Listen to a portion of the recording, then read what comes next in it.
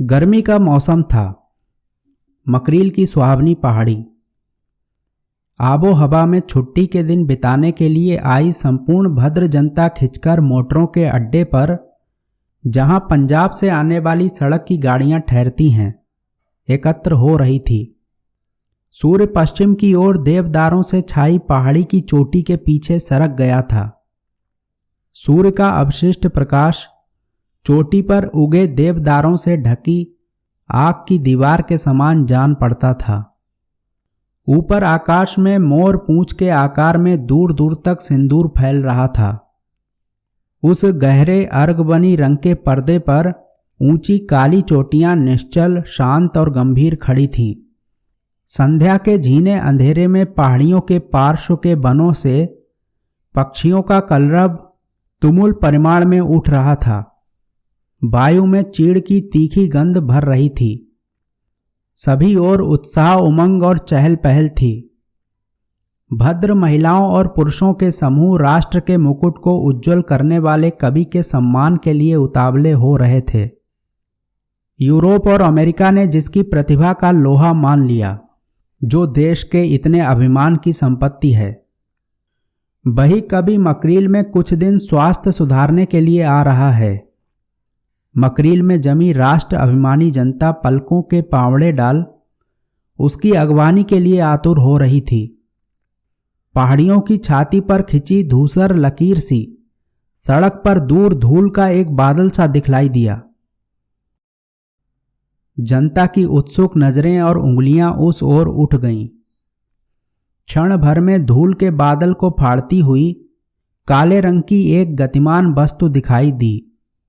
वह एक मोटर थी। आनंद की हिलोर से जनता का समूह लहरा उठा। देखते ही देखते मोटर आ पहुंची। जनता की उन्मत्तता के कारण मोटर को 10 कदम पीछे ही रुक जाना पड़ा। देश के सिरताज की जय, सरस्वती के वरद पुत्र की जय, राष्ट्र के मुकुट मणि की जय के नारों से पहाड़ियां गूंज उठीं। मोटर फूलों से भर गई। बड़ी चहल पहल के बाद जनता से घिरा हुआ, गजरों के बोझ से गर्दन झुकाए शनह शनह कदम रखता हुआ मकरील का अतिथि मोटर के अड्डे से चला। उत्साह से बावली जनता विजयनाद करती हुई आगे पीछे चल रही थी। जिन्होंने कवि का चेहरा देख पाया, वे भाग्यशाली बिरले ही थे।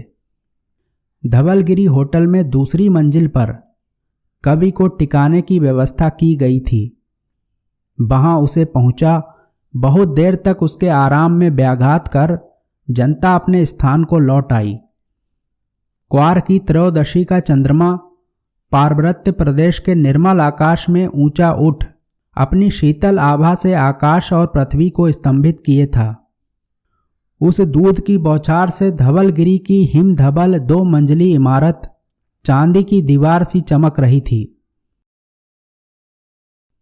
होटल के आंगन की फुलवारी में खूब चांदनी थी, परंतु उत्तर पूर्व के भाग में इमारत के बाजू की छाया पड़ने से अंधेरा था।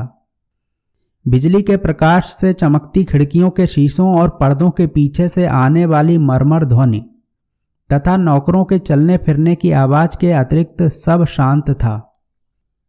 उस समय इस अंधेरे बाजू के नीचे के कमरे में रहने वाली एक युवती फुलवारी के अंधकारमय भाग में एक सरो के पेड़ के समीप खड़ी, दूसरी मंजिल की पुष्प तोरणों से सजी उन उज्ज्वल खिड़कियों की ओर दृष्टि लगाए थी, जिनमें सम्मानित कवि को ठहराया गया था। वह युवती भी उस आवेगमय स्वागत में सम्मिलित थी।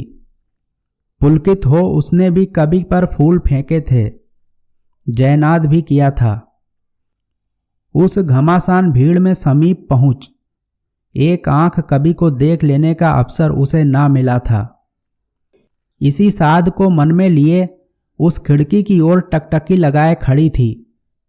कांच पर कवि के शरीर की छाया उसे जब तब दिखाई पड़ जाती।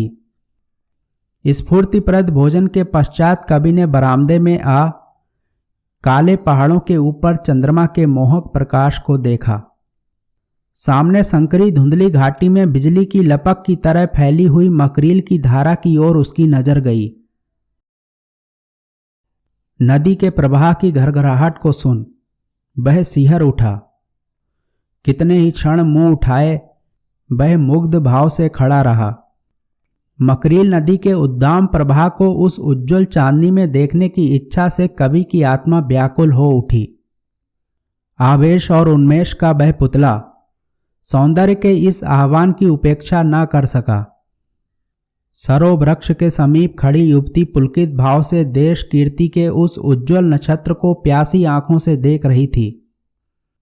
चांद के धुंधले प्रकाश में इतनी दूर से उसने जो भी देख पाया उसी से संतोष की सांस ले उसने श्रद्धा से सिर नवा दिया।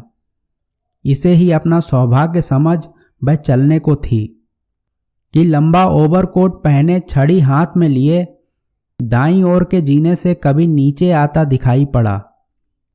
पल भर में कभी फुलबारी में आ पहुंचा। फुलबारी में पहुंचने पर कवि को स्मरण हुआ, ख्यातनामा मकरील नदी का मार्ग तो वह जानता ही नहीं। इस अज्ञान की अनुभूति से कवि ने दाएं बाएं सहायता की आशा से देखा। समीप खड़ी एक युवती को देख भद्रता से टोपी छूते हुए उसने पूछा, आप भी इसी होटल में ठहरी हैं? सम्मान से सिर झुकाकर युवती ने उत्तर दिया, जी हां।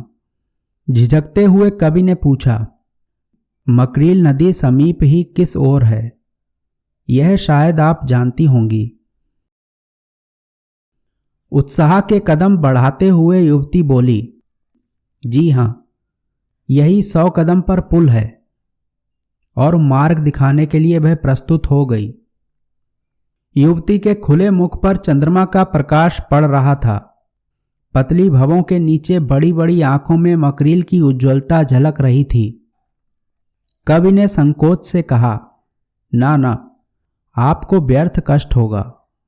गौरव से युवती बोली, कुछ भी नहीं, यही तो है सामने।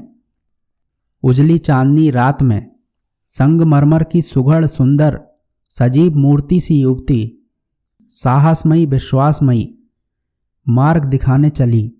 सुंदरता के याचक कवि को कवि की कविता वीणा के सूक्ष्म तार स्पंदित हो उठे। सुंदरता स्वयं अपना परिचय देने चली है। सृष्टि सौंदर्य के सरोवर की लहर उसे दूसरी लहर से मिलाने ले जा रही है। कवि ने सोचा, 100 कदम पर मकरील का पुल था। 2 पहाड़ियों के तंग दर्रे में से उद्दाम वेग और घनघोर शब्द से बहते हुए जल से ऊपर तारों के रस्सों में झूलता हल्का सा पुल लटक रहा था। वे दोनों पुल के ऊपर जा खड़े हुए। नीचे तीव्र वेग से लाखों करोड़ों पिघले हुए चांद बहते चले जा रहे थे। पार्श्व की चट्टानों से टकरा वे फेनिल हो उठते। फेन राशि से दृष्टि न हटा कवि ने कहा, सौंदर्य उन्मत्त हो उठा है। युवती को जान पड़ा मानो प्रकृति मुखरित हो उठी है। कुछ क्षण पश्चात कवि बोला, आवेग में ही सौंदर्य का चरम विकास है। आवेग निकल जाने पर केवल कीचड़ रह जाता है। युवती तन्मयता से उन शब्दों को पी रही थी। कवि ने कहा, अपने जन्म स्थान पर मकरील ना इतनी बेगबती होगी ना इतनी उद्दाम। शिशु की लटपट चाल से वह चलती होगी। समुद्र में पहुंच वह प्रौढ़ता की शिथिल गंभीरता धारण कर लेगी। अरे मकरील, तेरा समय यही है। फूल ना खिल जाने से पहले इतना सुंदर होता है और ना तब जब उसकी पंखुड़ियां लटक जाएं। उसका असली समय वही है। स्फुटोन्मुख हो। मधुमाखी उसी समय उस घर पर निछावर होने के लिए मतवाली हो उठती है। एक दीर्घ निश्वास छोड़ आंखें झुका कवि चुप हो गया। मिनट पर मिनट गुजरने लगे। सर्द पहाड़ी हवा के झोंके से कवि के वृद्ध शरीर को समय का ध्यान आया। उसने देखा, मकरील की फेनिल श्वेतता युवती की सुघड़ता पर विराज रही है। एक क्षण के लिए कवि घोर शब्दमयी प्रवाहमयी युवती को भूल मूक युवती का सौंदर्य निहारने लगा। हवा के दूसरे झोंके से सिहर कर बोला, समय अधिक हो गया है, चलना चाहिए। लौटते समय मार्ग में कवि ने कहा, आज त्रयोदशी के दिन यह शोभा है, कल और भी अधिक प्रकाश होगा। यदि असुविधा ना हो तो क्या कल भी मार्ग दिखाने आओगी? और स्वयं ही संकोच के चाबुक की चोट खाकर वह हंस पड़ा। युवती ने दृढ़तापूर्वक उत्तर दिया, अवश्य। सर्द हवा से कवि का शरीर ठिठुर गया था। कमरे की सुखद उष्णता से उसकी जान में जान आई। भारी कपड़े उतारने के लिए वह परिधान की मेज के सामने गया। सिर से टोपी उतार उसने ज्यों ही नौकर के हाथ में दी, बिजली की तेज रोशनी के सामने आईने में दिखाई पड़ा, मानो उसके सिर के बालों पर राज ने चूने से भरी कूची का एक पोत दे दिया हो और धूप में सुखाए फल के समान झुर्रियों से भरा चेहरा। नौकर को हाथ के संकेत से चले जाने को कहे, वह दोनों हाथों से मुंह ढक कुर्सी पर गिर सा पड़ा। मुंदी हुई पलकों में से उसे दिखाई दिया चांदनी में संगमरमर की उज्जवल मूर्ति का सुघड़ चेहरा, जिस पर यौवन की पूर्णता छा रही थी। मकरील का उन्माद भरा प्रवाह। कवि की आत्मा चीख उठी, यौवन यौवन। ग्लानि की राख के नीचे बुझती चिंगारियों को उमंग के पंखे से सजग कर चतुर्दशी की चांदनी से मकरील का नृत्य देखने के लिए कवि तत्पर हुआ। घोषमयी मकरील को कवि के यौवन से कुछ मतलब ना था और मूक मकरील ने पूजा के धूप दीप के धूम्रावरण में कवि के नक्शिक को देखा ही ना था। इसलिए वह दिन के समय संसार की दृष्टि से बचकर अपने कमरे में ही पड़ा रहा। चांदनी खूब गहरी हो जाने पर मकरील के पुल पर जाने के लिए वह शंकित हृदय से फुलवारी में आया। युवती प्रतीक्षा में खड़ी थी। कवि ने धड़कते हुए हृदय से उसकी ओर देखा।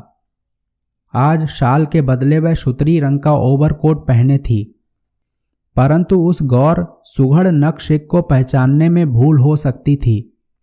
कवि ने गदगद स्वर में कहा, ओहो, आपने अपनी बात रख ली, परंतु इस सर्दी में कुछ समय शायद उसके ना रखने में ही अधिक बुद्धिमानी होती।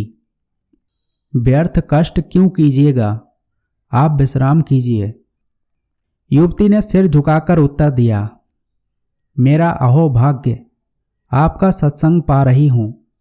कंटकित स्वर से कवि बोला, सो कुछ नहीं। पुल के समीप पहुंच कवि ने कहा, आपकी कृपा है, आप मेरा साथ दे रही हैं। संसार में साथी बड़ी चीज है। मकरील की ओर संकेत कर, यह देखिए, इसका कोई साथी नहीं।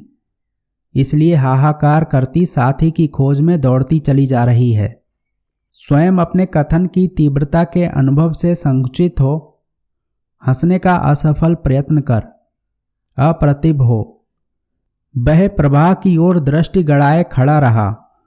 आंखें बिना ऊपर उठाए ही उसने धीरे धीरे कहा, पृथ्वी की परिक्रमा कर आया हूं। कल्पना में सुख की सृष्टि कर जब मैं गाता हूं, संसार पुलकित हो उठता है। काल्पनिक वेदना के मेरे आर्तनाद को सुन संसार रोने लगता है, परंतु मेरे वैयक्तिक सुख दुख से संसार का कोई संबंध नहीं। मैं अकेला हूं। मेरे सुख को बांटने वाला कहीं कोई नहीं। इसलिए वह विकास नापा तीव्र दाह बन जाता है। मेरे दुख का दुर्दम वेग असह्य हो जब उछल पड़ता है, तब भी संसार उसे विनोद का ही साधन समझ बैठता है। मैं पिंजरे में बंद बुलबुल हूं या दुख से रोता हूं, इसकी चिंता किसी को नहीं। काश जीवन में मेरे सुख दुख का कोई अवलंब होता, मेरा कोई साथी होता। मैं अपने सुख दुख का एक भाग उसे दे उसकी अनुभूति का भाग ग्रहण कर सकता। मैं अपने इस निस्सार यश को दूर फेंक संसार का जीव बन जाता। कवि चुप हो गया।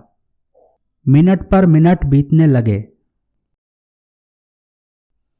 ठंडी हवा से जब कवि का बूढ़ा शरीर सिहरने लगा, दीर्घ निश्वास ले उसने कहा, अच्छा चलें। द्रुत वेग से चली जाती जलराशि की ओर दृष्टि किए युवती कंपित स्वर में बोली, मुझे अपना साथी बना लीजिए। मकरील के गंभीर गर्जन में विडंबना की हंसी का स्वर मिलाते हुए कवि बोला, तुम्हें, और चुप हो गया। शरीर कांप उठने के कारण पुल के रेलिंग का आश्रय ले युवती ने लज्जा विजड़ित स्वर में कहा, मैं यद्यपि तुच्छ हूं। ना ना ना, यह बात नहीं। कवि सहसा रुककर बोला, उल्टी बात। हाँ, अब चलें। फुलबारी में पहुंच कवि ने कहा, कल, परंतु बात पूरी कहे बिना ही वह चला गया। अपने कमरे में पहुंचकर सामने आईने की ओर दृष्टि न करने का वह जितना ही यत्न करने लगा, उतना ही स्पष्ट अपने मुख का प्रतिबिंब उसके सम्मुख आ उपस्थित होता। बड़ी बेचैनी में कवि का दिन बीता।